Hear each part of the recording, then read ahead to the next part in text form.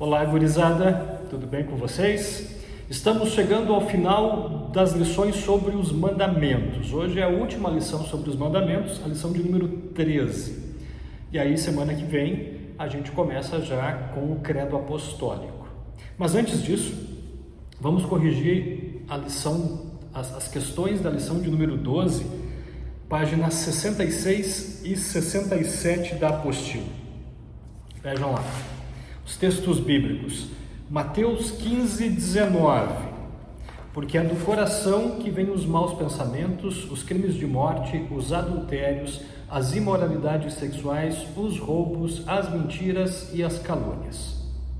Segundo versículo, 1 Timóteo 6, 10, diz assim: pois o amor ao dinheiro é uma fonte de todos os tipos de males, e algumas pessoas, por quererem tanto ter dinheiro, se desviaram da fé e encheram a sua vida de sofrimentos. Hebreus 13, 5.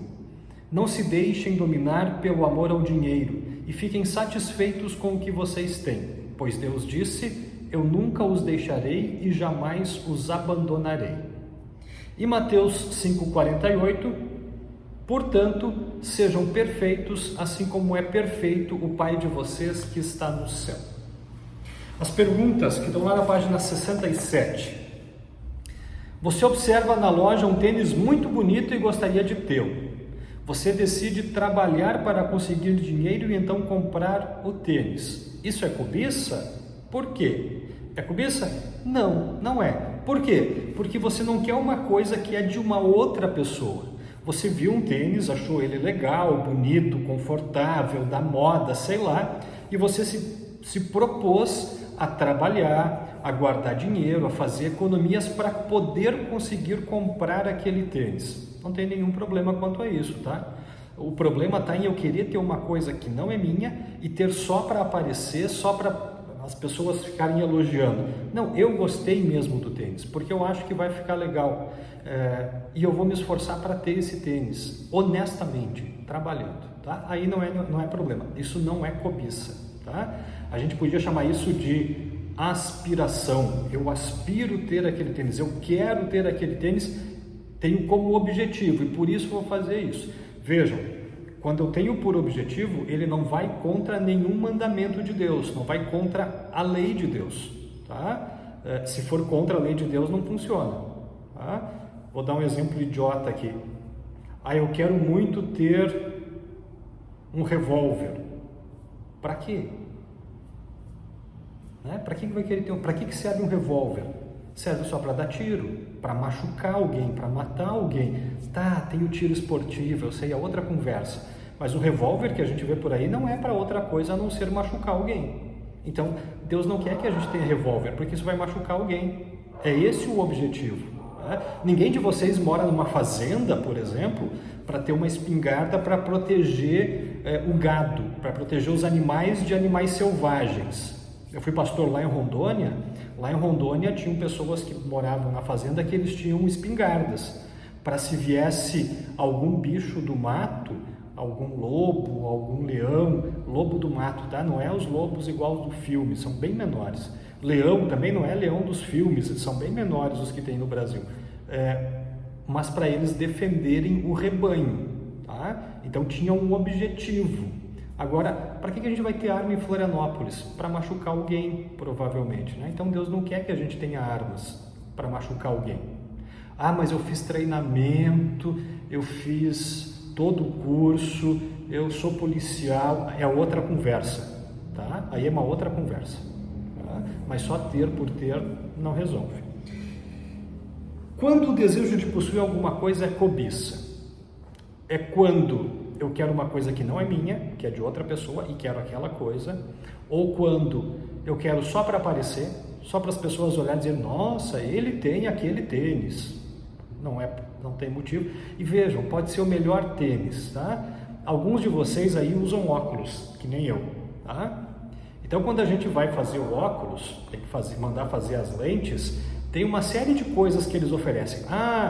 Tem um filtro azul que é para poder trabalhar melhor na frente do computador e do celular para não doer os olhos. Tem um outro filtro que Não deixa ficar muito claro nos teus olhos para não agredir os olhos. Tem um negócio, tem um monte de coisa que eles oferecem, tá? Então assim, eu vou pagar mais caro para ter todas essas coisas porque vai ser bom para mim, vai me dar um conforto. Isso é uma coisa. Agora eu faço assim, eu vou querer todas essas coisas para eu chegar para os meus amigos e dizer, porque o meu óculos tem não sei o quê, porque o meu óculos tem filtro azul, porque o meu óculos tem filtro de qualidade, meu óculos tem de claridade, meu óculos tem... Aí eu estou querendo só aparecer, não estou interessado nos benefícios que ele me traz, entenderam? Então, quando uma coisa é útil para mim e é correto, ok, tranquilo. Agora, quando eu quero só para aparecer, para que as pessoas digam, nossa, ele tem... Aí já é cobiça, tá? Verdadeiro ou falso? Deus quer que estejamos satisfeitos com aquilo que temos. Verdadeiro. Deus diz em 1 Timóteo 6,10 que o amor ao dinheiro é a raiz de todos os males. Verdadeiro. Embora lá na nova tradução da linguagem de hoje, que é a Bíblia que vocês estão usando, esteja escrito o amor ao dinheiro é uma fonte de todos os tipos de mal, e aqui diz é a raiz, lá no original grego é assim, tá? Não é uma das fontes, mas é a raiz de todos os males, então é verdadeiro. Cobiça é um pecado que acontece no coração. Verdadeiro. Antes da pessoa roubar, ela já pensou em roubar. Isso é cobiça. Sim, verdadeiro. Ter inveja é pecado contra o 5º mandamento. O 5º mandamento é sobre não matar. Então é falso. Deus deu 2 mandamentos que falam da cobiça para mostrar que também pecamos por pensamentos e desejos. Verdadeiro. Ter desejos ruins no coração não faz mal desde que Deus não os conheça. Deus conhece tudo, lembram? Deus é onisciente, sabe tudo. Então é falso isso aqui. Deus é perfeito e santo e exige que nós também sejamos perfeitos e santos. Verdadeiro. Tá? Mateus 5,48 que vocês copiaram ali na página 66. Sejam perfeitos como é perfeito o Pai de vocês que está no céu. Tá? A gente não consegue ser perfeito. Por isso a gente precisa de alguém que nos salve. A gente precisa de um Salvador, que é Jesus Cristo. Tá? A todo instante aparecem coisas novas para vender. As propagandas e pessoas à nossa volta nos estimulam a comprar, a ter o que os outros têm, a estar sempre na moda. Diante disso, você acha difícil estar contente com o que os seus pais lhe podem dar? Escrevam nas linhas abaixo. É difícil a gente estar contente com o que os pais da gente conseguem dar para a gente? Ou a gente consegue estar contente com o que a gente tem? Com o celular, com o computador, com as roupas, os tênis, a escola que a gente estuda, com a TV em casa, com a internet em casa. A gente está contente com tudo isso ou a gente queria mais? É fácil ou é difícil? Escrevam aí, sejam sinceros na resposta, tá? E vamos para a lição 13, que fala sobre ameaças e promessas. É a conclusão dos mandamentos. Se a gente pegar a Bíblia, lá em Êxodo capítulo 20, deixa eu ver se diz aqui, acho que não diz, mas quando a gente pega em Êxodo capítulo 20, que tem os mandamentos, o primeiro mandamento vai lá, eu sou o Senhor teu Deus, não terás outros deuses diante de mim. E aí ele vai continuar dizendo, eu sou Deus zeloso, que visita a iniquidade dos pais nos filhos até a 3ª e 4ª gerações, e faço misericórdia até 1000 gerações daqueles que me amam e cumprem os meus mandamentos, que é a conclusão dos mandamentos, que é o que a gente vai ver isso, tá? Ali, no quadradinho cor-de-rosa, aqui, vai estar a conclusão dos mandamentos. Que diz Deus de todos esses mandamentos? Ele diz, eu sou o Senhor teu Deus, sou Deus zeloso, que visito a iniquidade dos pais nos filhos até a 3ª e 4ª geração daqueles que me aborrecem, e faço misericórdia até 1000 gerações, daqueles que me amam e guardam os meus mandamentos. O que significa isso? Deus ameaça castigar todos os que transgridem estes mandamentos. Por isso devemos temer a sua ira e não transgredi-los. Mas ele promete graça e todo bem àqueles que o guardam. Por isso mesmo devemos amá-lo, confiar nele e de boa vontade cumprir os seus mandamentos.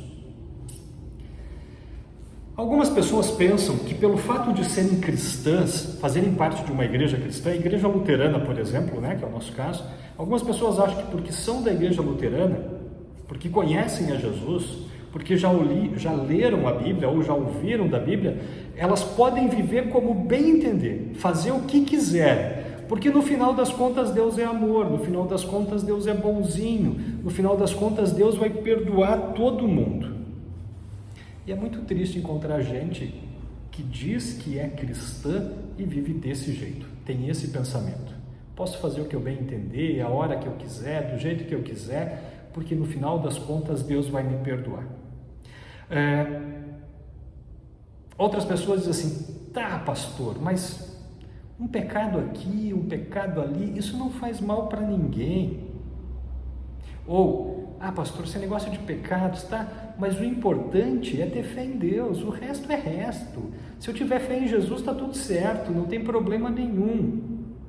Pois bem, na lição de número 13, que fala sobre ameaças e promessas, a gente quer aprender melhor sobre o que é o pecado, a gente quer ver quais são as ameaças que Deus faz àqueles que pecam e as promessas que Deus faz àqueles que se esforçam para cumprir aos seus mandamentos.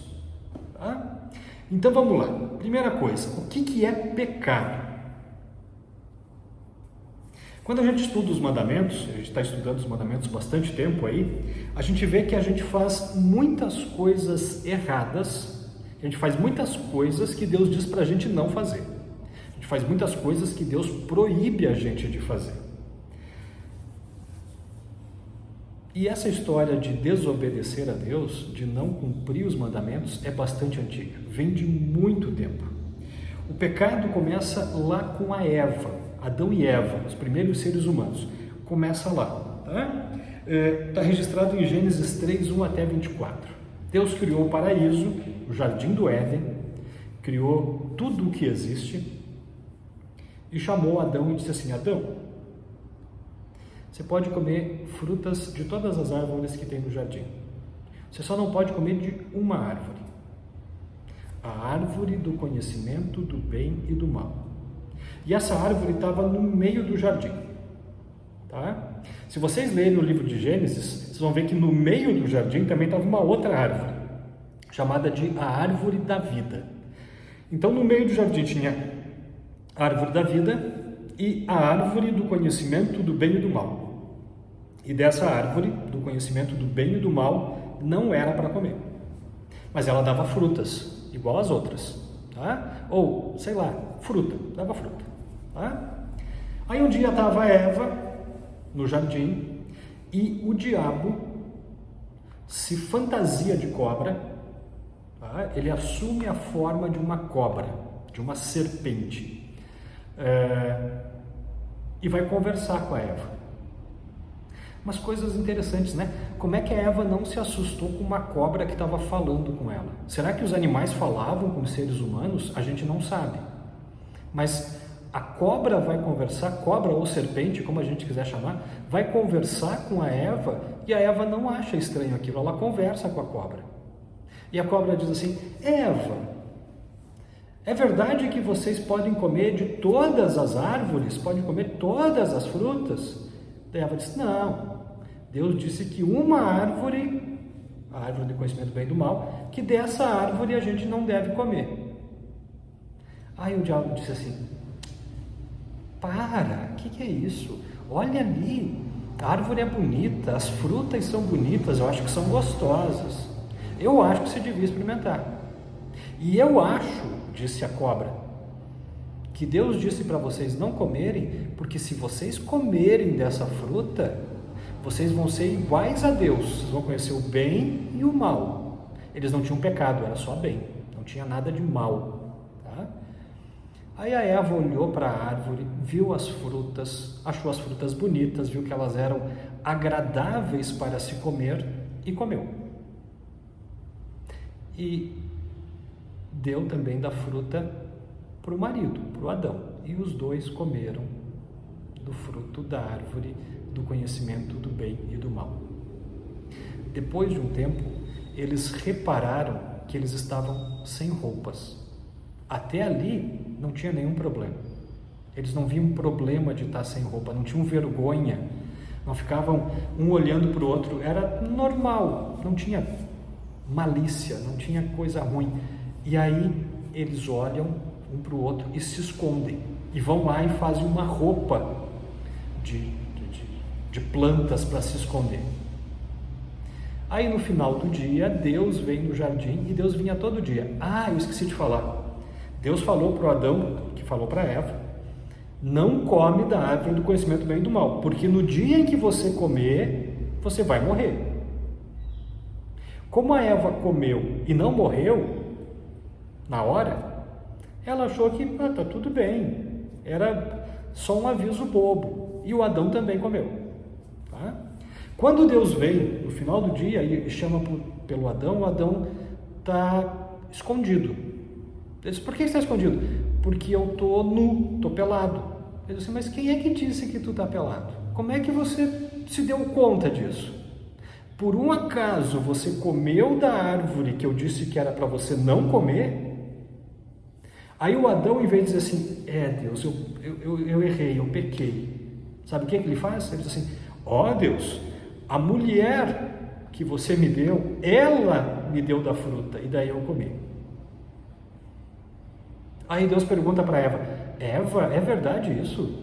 Daí Eva diz: Deus, a cobra que você criou é que disse que eu podia comer. Sabe o que o Adão e a Eva responderam para Deus?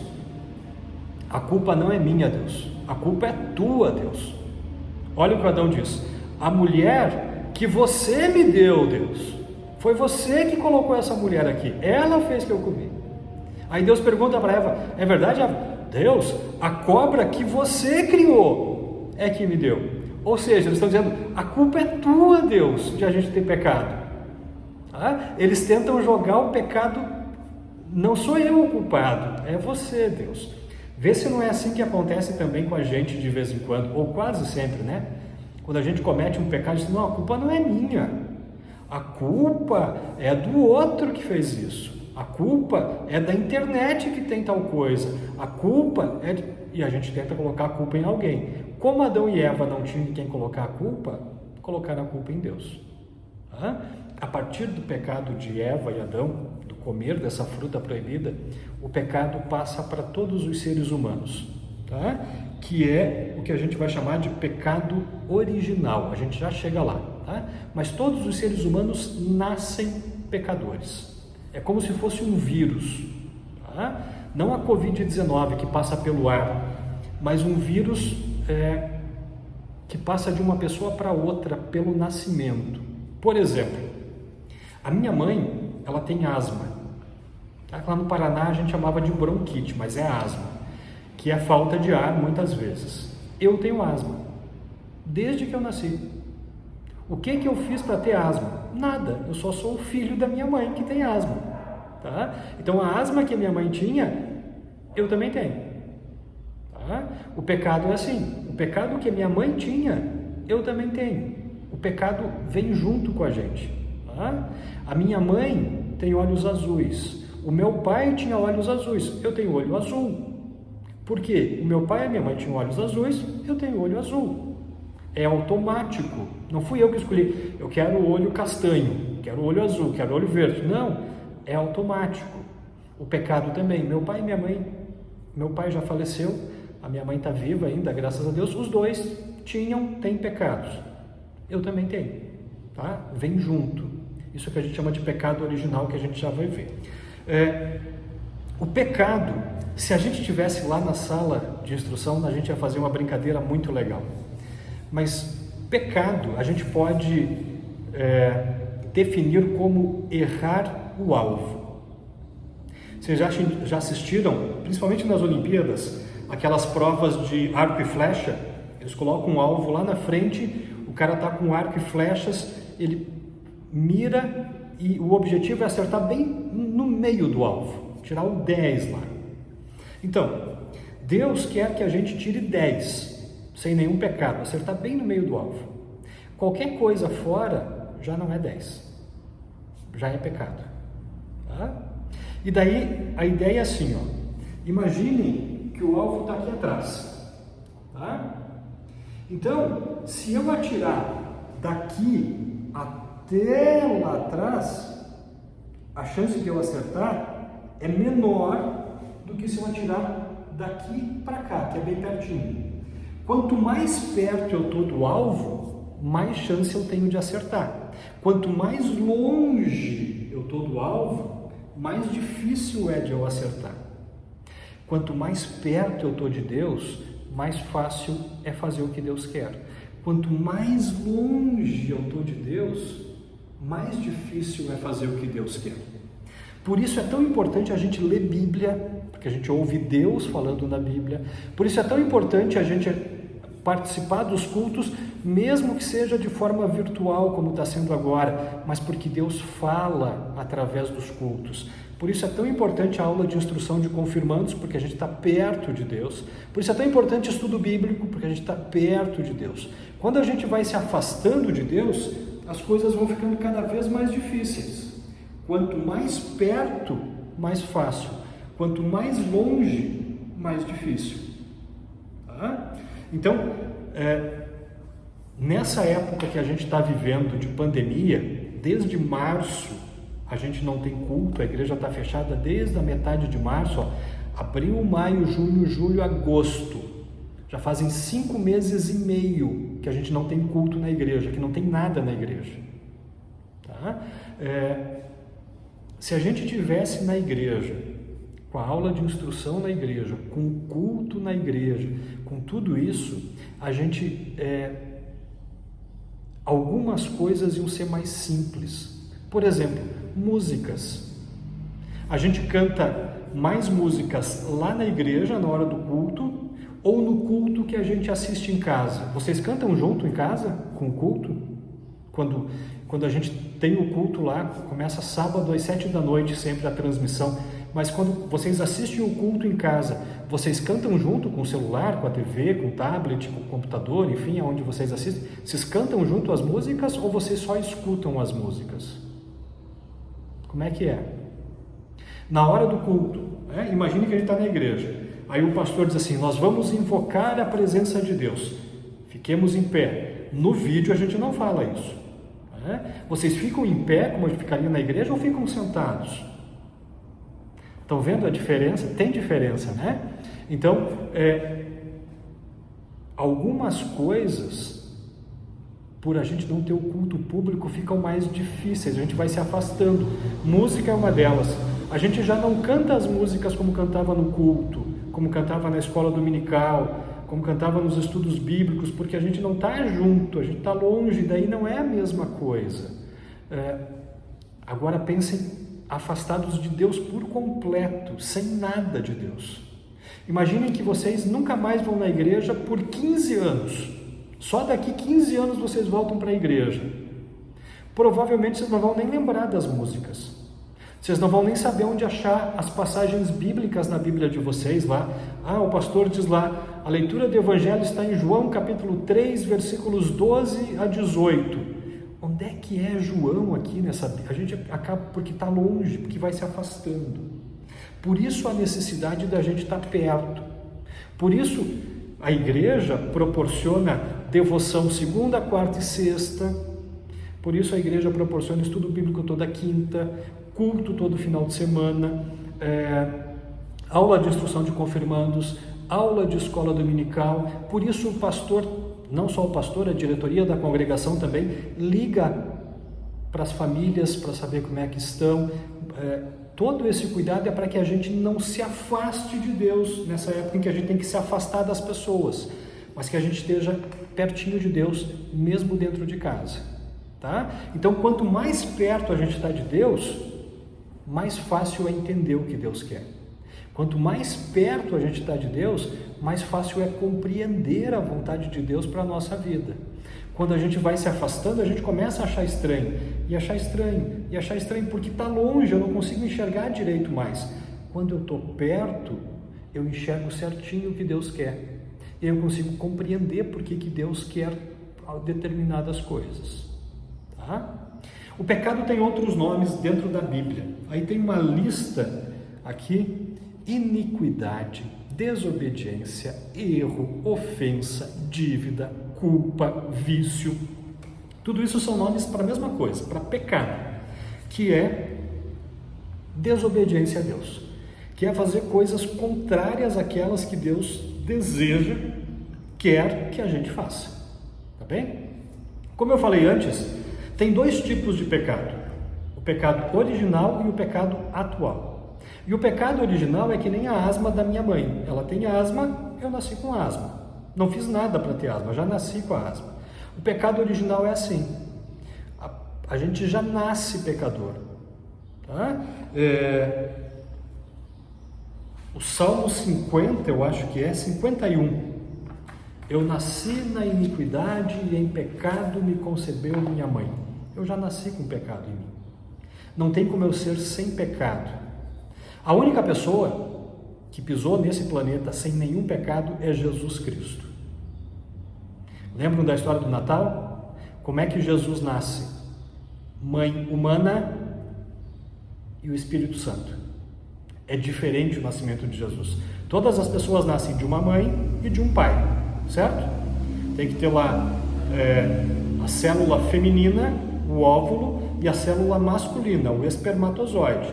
A união dessas duas células gera um novo ser humano, uma mulher e um homem, tá? Ou uma célula feminina, uma célula masculina. Isso vai precisar sempre, não tem outro jeito. Jesus tem a célula feminina e o Espírito Santo. É diferente. Por isso Jesus não tem pecado, porque é diferente o nascimento de Jesus. É especial. Mas Jesus nasce de uma mulher justamente para ser igual a gente e para mostrar para a gente que a gente, como ser humano, pode servir a Deus, pode obedecer a Deus, pode respeitar a Deus e pode sim olhar para os mandamentos e orientar a vida para viver conforme Deus espera. Para a gente ver como a gente nasce pecador, desde muito cedo a gente é pecador, desde muito pequenininho. Quem tem irmão mais novo ou primo mais novo também, né, pode ver isso. Uma criança de 1, 2 anos, ela já é ruim, né? Ela já morde para machucar e sabe que machuca, ela já briga por causa dos brinquedos, ela chora de manha, ela provoca. Não faz isso? As crianças fazem isso. E a gente diz, é um anjinho. Não, não é um anjinho. Tem pecado já desde pequenininho.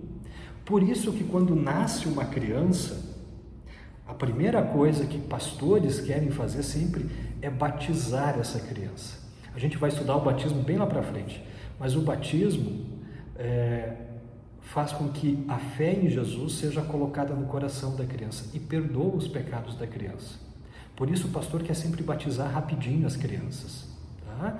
Para que a criança receba a fé salvadora, que a gente já tem também, que vocês ganharam quando foram batizados, e para que receba o perdão dos pecados, que é a promessa que o batismo tem. Mas o batismo a gente vai estudar lá na frente, quando chegar nos meios da graça. Isso está longe ainda, mas a gente chega lá. E o pecado atual? Então esse é o pecado original, já vem com a gente. O que é o pecado atual? O pecado atual é o que eu decido fazer, é o de hoje em dia, atual, hoje. Tá? Então tem os mandamentos de Deus, eu sei o que Deus quer que eu faça e o que Deus quer que eu não faça. Quando eu peco contra Deus, quando eu desobedeço ao mandamento, é um pecado atual que eu resolvi fazer. Tá? Então, por exemplo, vou pegar qualquer coisa aqui. Eu vou lá no mercado, no Angelone, e roubo uma barra de chocolate. Tá?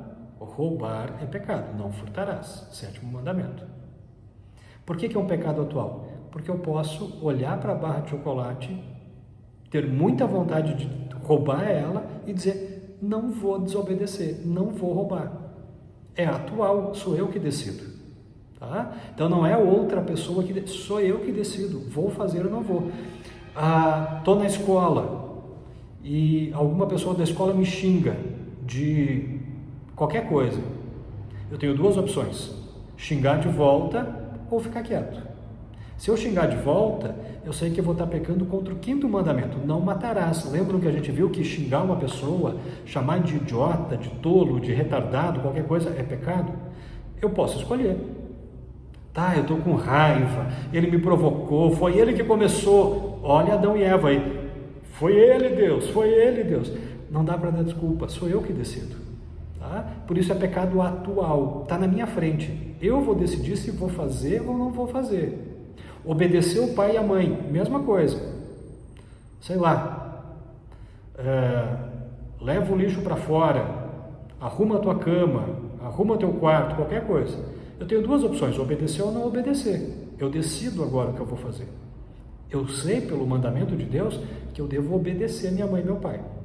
Se eu resolvo não obedecer, eu estou decidindo agora. Isso é pecado atual. São os pecados que eu decido fazer, ou coisas que eu decido não fazer.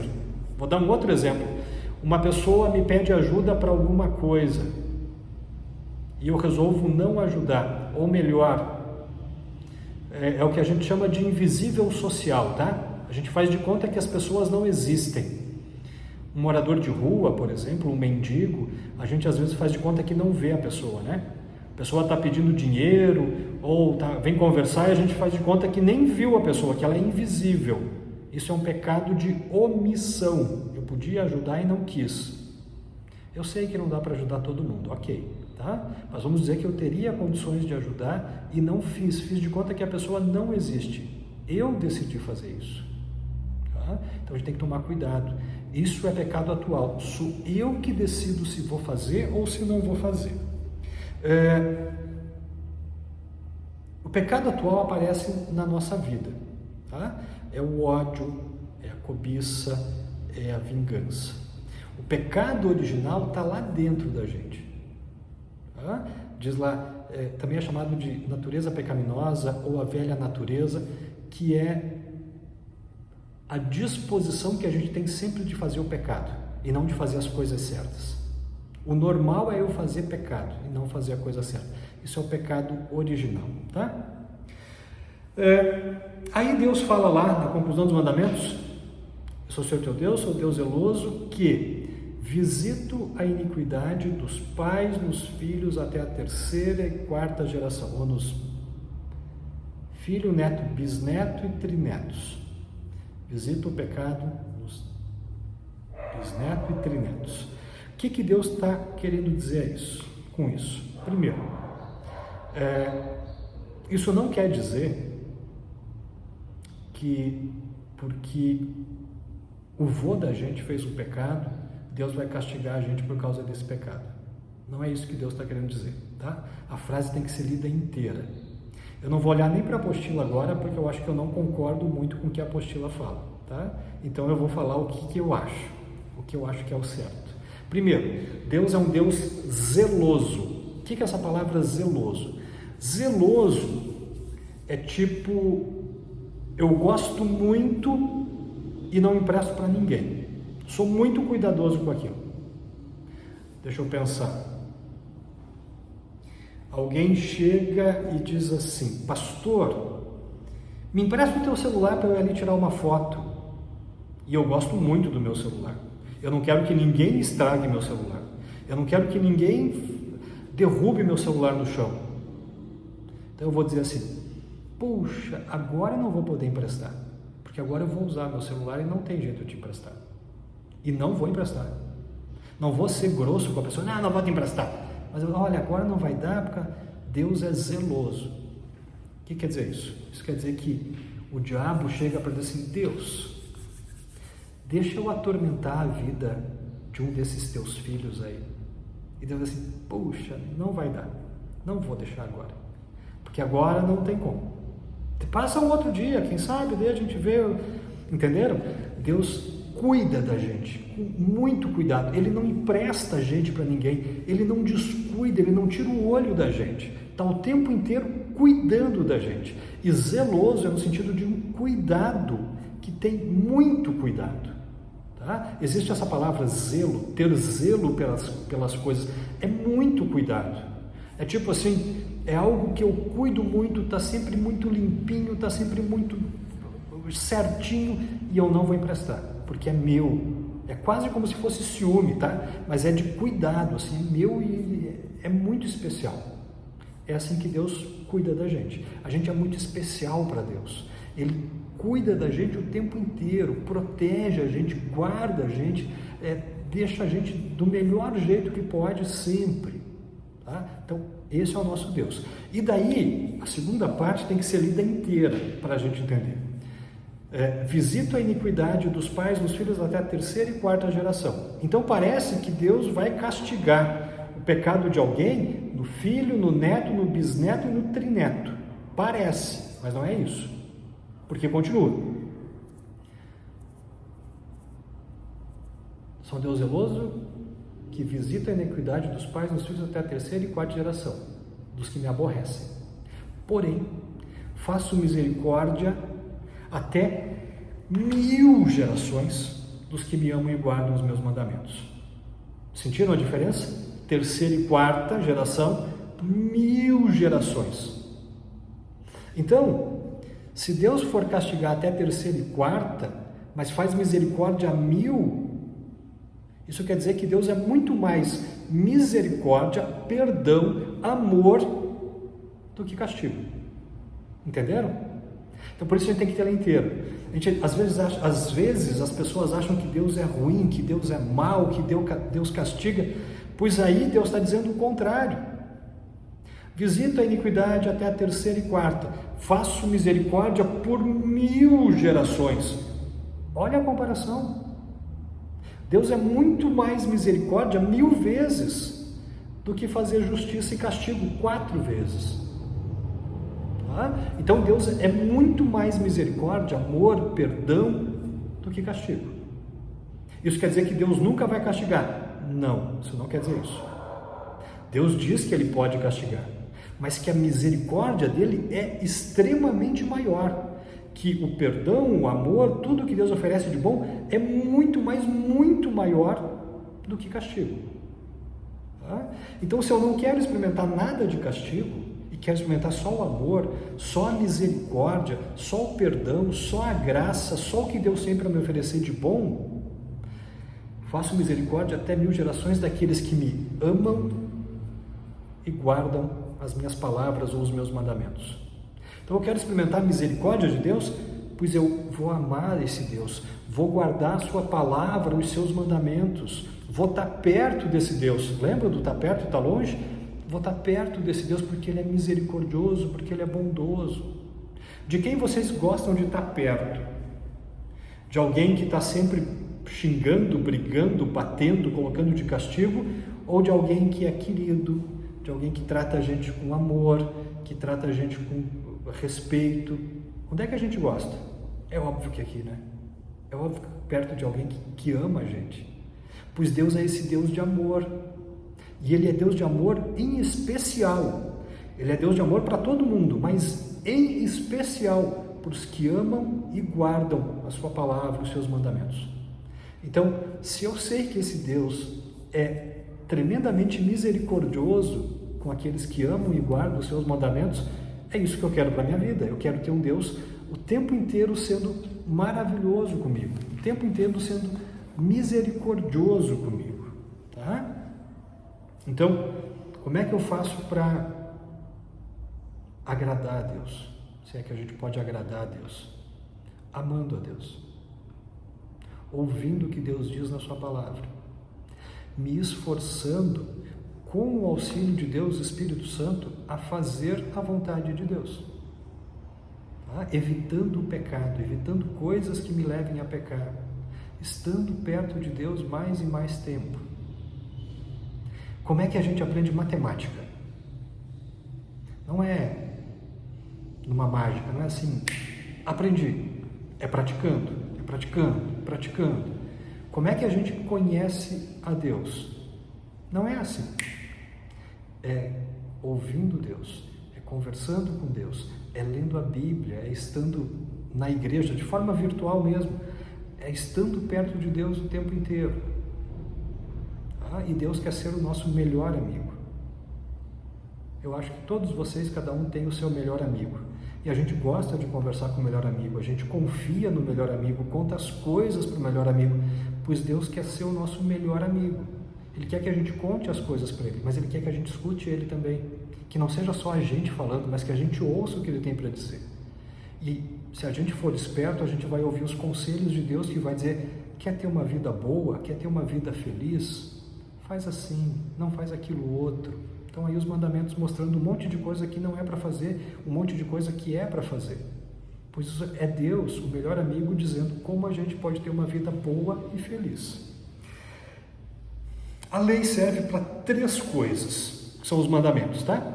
Para 3 coisas: freio, espelho e norma ou guia, se a gente quiser chamar assim.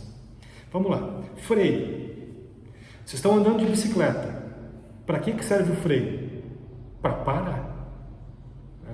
Então, a lei de Deus serve como freio e ela serve para o mundo inteiro, para parar com a bagunça do mundo. Não mate, não roube, não diga falso testemunho, não minta.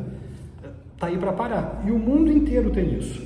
Todas as civilizações do mundo têm isso. Não mate outra pessoa.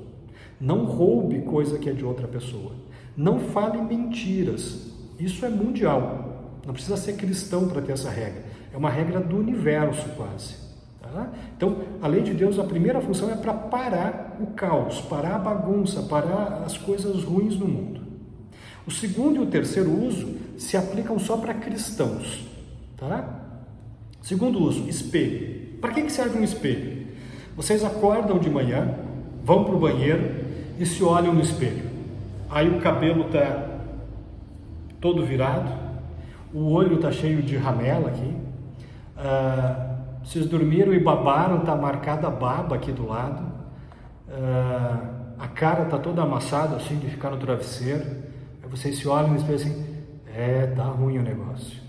Deixa eu lavar meu rosto aqui, pentear o cabelo, vocês vão lá, lavam o rosto, penteiam o cabelo, vocês olham assim, tá, puxa, tem uma espinha aqui, que droga, vou ter que espremer a espinha ou passar um creme ou sei lá o que. Mas a gente se olha no espelho para ver se a gente está legal. Aí olha e diz assim, tá, agora tá bom, beleza, posso ir. Não, tá ruim ainda, tenho que ajeitar umas coisas aqui. Sei lá,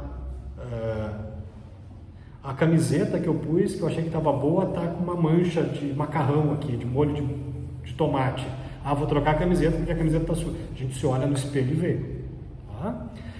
A lei de Deus, os mandamentos servem para isso, como espelho. Eu olho para os mandamentos e vejo como eu estou. Vamos pegar o primeiro mandamento. Eu sou o Senhor teu Deus, não terás outros deuses diante de mim. Deus foi sempre a primeira coisa na minha vida, a coisa mais importante é Deus. Eu confiei só em Deus. Não, eu confiei também que se eu tivesse usando uma pulseirinha, não sei do que, isso ia me trazer sorte. Isso não é confiar em Deus. Puxa, eu pequei contra o primeiro mandamento então.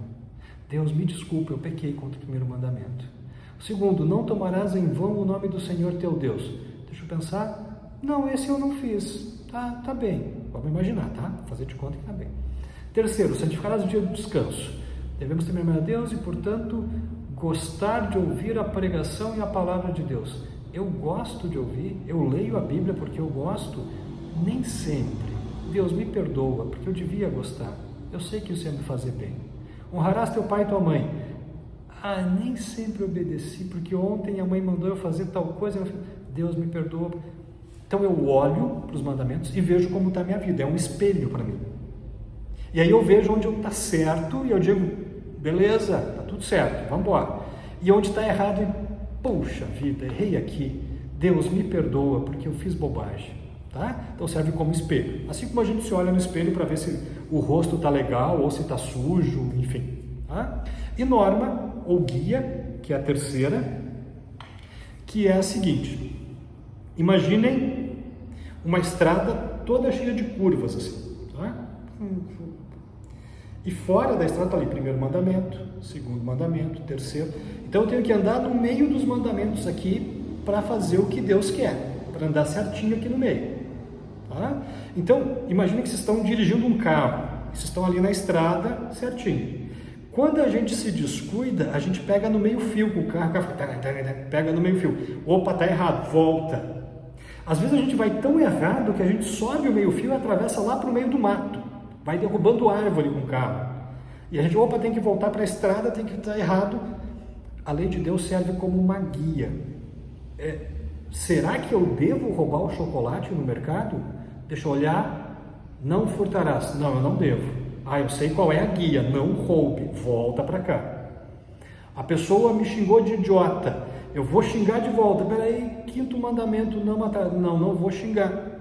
Ela serve para eu organizar minha vida, para eu saber o que fazer em cada situação. Tá? Então, freio, para tudo. Espelho, eu vejo como está a minha vida, e norma, como eu vou levar minha vida a partir de agora. Tá bem? Essas são as 3 funções da lei de Deus. Entenderam mais ou menos?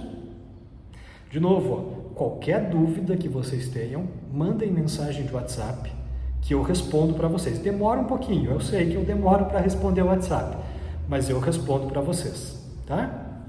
Vamos para a tarefa. Páginas, tem bastante tarefa esse final de semana, ou essa semana. Páginas 71, 72 e 73. Tá? Então tem 1, 2, 3, 4, 5 versículos para copiar. E aí, todas essas perguntas aqui falam sobre não só a conclusão dos mandamentos, mas falam sobre os mandamentos de um modo geral. Tá bem? Então, peguem lá páginas 71, 72 e 73 e façam todos esses exercícios. A próxima aula a gente começa o Credo Apostólico. E eu já vou pedir uma coisa para vocês. Eu vou começar a pedir que vocês, lá na página 77, depois que vocês fizerem o exercício, na página 77 aqui, ó, tem o Credo Apostólico. A gente precisa saber ele na ponta da língua. Tá? Creio em Deus Pai Todo-Poderoso, Criador do céu e da terra, e em Jesus Cristo, seu único Filho, nosso Senhor, o qual foi concebido pelo Espírito Santo, nasceu da Virgem Maria, padeceu sob Pôncio Pilatos, foi crucificado, morto e sepultado. Desceu ao inferno, no 3º dia ressuscitou dos mortos, subiu aos céus e está sentado à direita de Deus Pai Todo-Poderoso, donde há de vir a julgar os vivos e os mortos. Creio no Espírito Santo, na Santa Igreja Cristã, a comunhão dos santos, na remissão dos pecados, na ressurreição da carne e na vida eterna. Amém. Então, eu quero que a primeira coisa é que vocês memorizem o credo inteiro, assim, tá? Quando vocês estão no culto, esse é o credo que a gente mais usa dentro da igreja, tá? Não é o credo que eu, o pastor de vocês, mais usa nos cultos, mas esse é o credo mais usado na igreja. É normalmente o credo que a gente usa nos cultos que são online agora, é o credo apostólico. E a gente vai estudar o credo apostólico porque ele é o mais curto de 3 credos que são chamados de credos ecumênicos. Estou dando spoiler da próxima aula. Então, vamos começar estudando a falar o credo inteiro, porque depois tem todas as explicações. A gente vai dividir o credo em 3 partes e a gente vai ter a explicação de cada parte. Tá? Então tentem memorizar o credo apostólico como um todo também como tarefa, tá bom? Uma boa semana para vocês, fiquem com Deus e qualquer dúvida mandem mensagens. Até logo!